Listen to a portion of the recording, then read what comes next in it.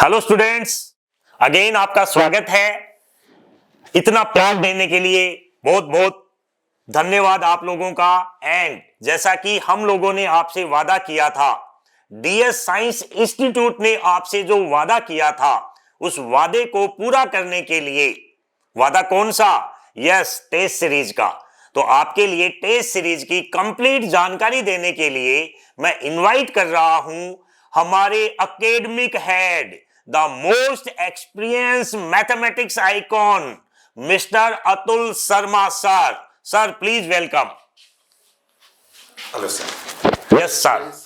Hello students, आप अगर किसी भी कॉम्पिटिटिव एग्जाम की तैयारी करते हैं तो आप ये समझिए कि उस एग्जाम को परफेक्टली एग्जीक्यूट करने के लिए अगर कोई एक चीज सबसे इंपॉर्टेंट है तो दैट इज टेस्ट सीरीज। देखिए, आपने पूरी तैयारी करी, किसी ने साल भर तैयारी करी, किसी ने 2 साल तैयारी करी।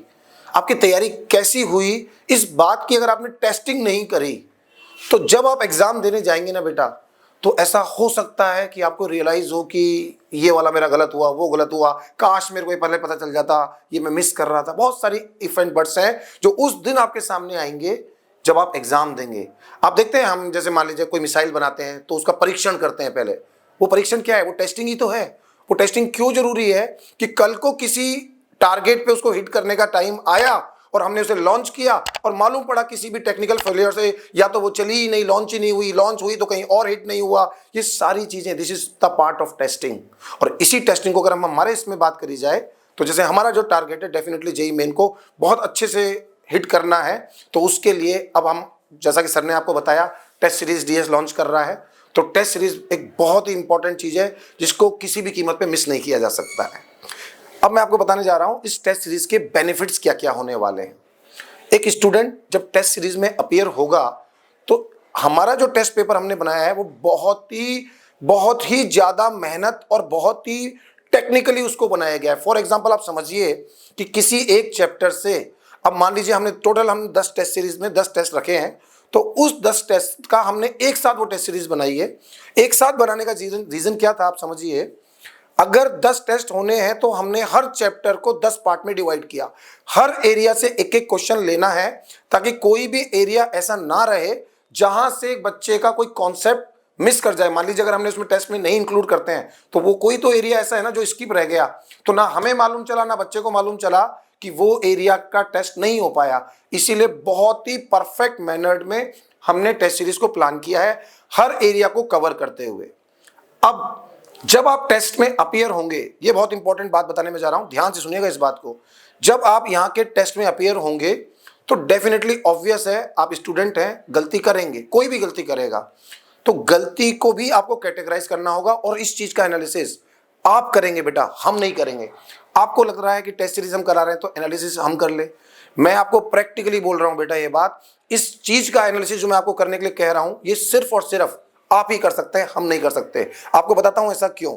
एक क्वेश्चन आपका गलत हुआ, अगर उसका एनालिसिस हमने कर लिया कि बच्चे को ये नहीं आता है, तो this statement is false. Why it is false?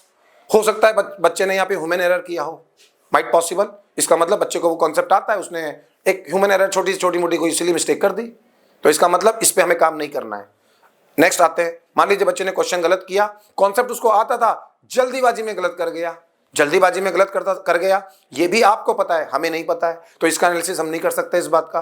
पर बच्चे को तो पता है कि ये उससे जल्दीबाजी में गलत हुआ, तो यानी उसके लिए आपको कोई हमारी हेल्प की जरूरत नहीं है।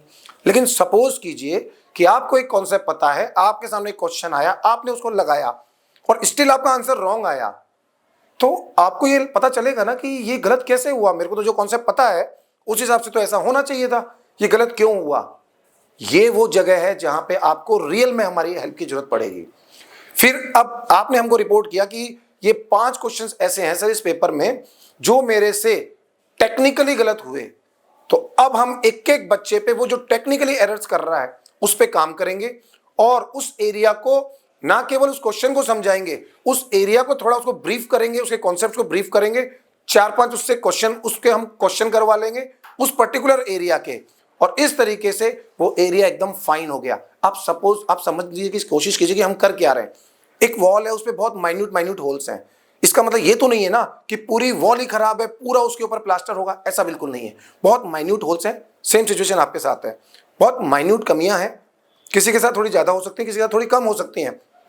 हम हर बच्चे की एक एक कमी को पकड़ने की कोशिश करेंगे और सिंपल उस होल पे हल्का सा प्लास्टर करेंगे और पूरी वॉल एकदम फाइन हो जाएगी। यही काम हमारा है। आपके 10 टेस्ट के दौरान आपको ये मालूम चलता जाएगा कि कहाँ कहाँ कमियां हैं। हर टेस्ट में ये आपकी नैतिक जिम्मेदारी है, आप हमें रिपोर्ट करेंगे, हम हमारे टीचर्स प्लांट करेंगे, आपके उस पर्टिकुलर एरिया को परफेक्ट करेंगे और देन आगे बढ़ते जाएंगे। धीरे धीरे धीरे धीरे 10 टेस्ट से गुजरने के बाद आपके सारे रूप होल्स खत्म हो जाएंगे और आप एक परफेक्ट स्टूडेंट की तरह रेडी हो जाएंगे और डेफिनेटली फिर जेईई मेन के एग्जाम में आप बहुत अच्छा परफॉर्म करेंगे। अब बात मैं ये बताने जा रहा हूं कि टेस्ट सीरीज शुरू कब से हो रही है। And the test series start from 26 December and the complete information about this test series you can get from the description. Thank you students.